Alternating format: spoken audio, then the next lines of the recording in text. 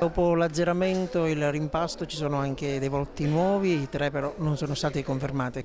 No, non parlerei di non conferme, perché domani vi ho annunciato che dobbiamo completare la giunta, per cui c'entrei piano a dire non confermare. Ho dovuto anticipare i tempi con queste 8 persone perché mi sembrava logico e importante lavorare per questi 3 mesi inseguendo quelle cose che ci eravamo detti in precedenza, e soprattutto la serietà e l'onore di rappresentare la provincia.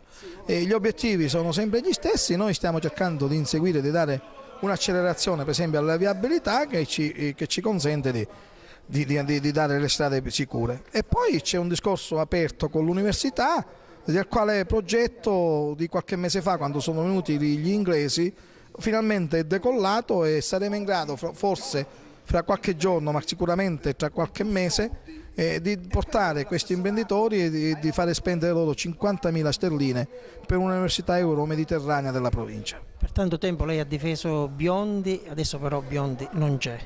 Ma Biondi non c'è stamattina, no? Biondi non c'è stamattina,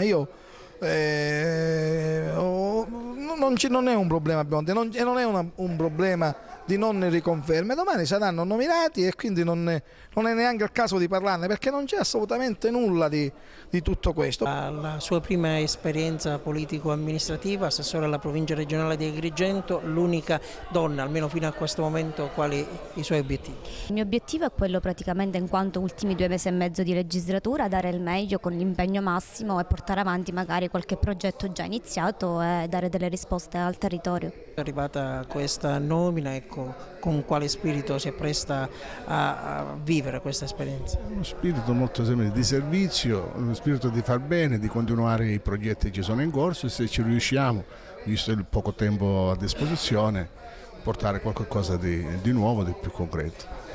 Brava, da sindaco